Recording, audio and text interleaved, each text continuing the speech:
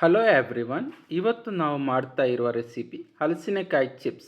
ಹಾಗಾದರೆ ಬನ್ನಿ ಇದನ್ನು ಮಾಡುವುದು ಹೇಗೆ ಅಂತ ನೋಡುವ. ನಾವು ತೋಟಕ್ಕೆ ಹೋಗಿ ಒಂದು ಒಳ್ಳೆಯ ಬೆಳೆದ ಹಲಸಿನಕಾಯಿ ಕೊಯ್ದುಕೊಂಡು ಬಂದ್ವಿ.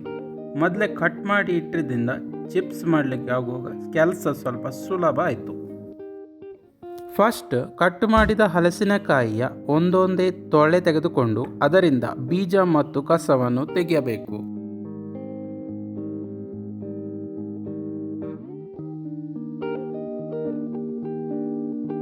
ಮತ್ತೆ ಪ್ರತಿ ಸೊಳೆಯನ್ನು ಉದ್ದುದ್ದ ಸಪುರ ತುಂಡು ಮಾಡಿ ಇಟ್ಕೊಳ್ಬೇಕು.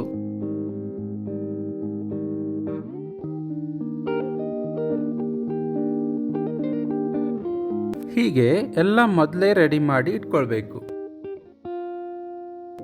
ಇಲ್ಲಿ ಎಣ್ಣೆ ಬಿಸಿ ಆಗಲಿಕ್ಕೆ ಇಟ್ಟಿದ್ದೇವೆ. ಎಣ್ಣೆ ಬಿಸಿಯಾಗುವ ಹೊತ್ತಿಗೆ ಉಪ್ಪು ನೀರು ಮಾಡ್ಕೊಳ್ಳೋಣ.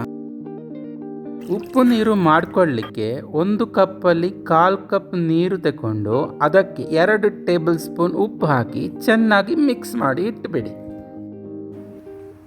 ಈಗ ನೋಡಿ, ಎಣ್ಣೆ ಬಿಸಿಯಾಗಿದೆ. ಅದಕ್ಕೆ ಕಟ್ ಮಾಡಿ ಇಟ್ಕೊಂಡ ಸೊಳ್ಳೆ ಹಾಕ್ತಾ ಇದ್ದೇವೆ.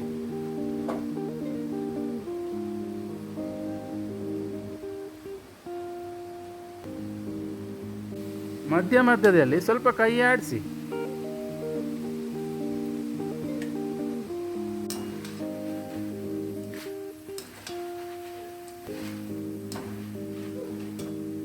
ಕರುಕುರುತ ಸೌಂಡ್ ಬಂದ ಮೇಲೆ ಇದಕ್ಕೆ 1 ಟೀ ಸ್ಪೂನ್ ಉಪ್ಪು ನೀರು ಹಾಕಿ.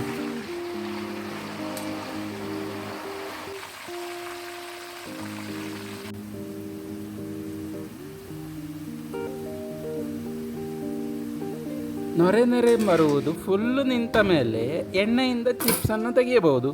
ನೋಡಿ, ಮನೆಯಲ್ಲೇ ಮಾಡಿದ ಹಲಸಿನಕಾಯಿ ಚಿಪ್ಸ್ ರೆಡಿಯಾಗಿದೆ.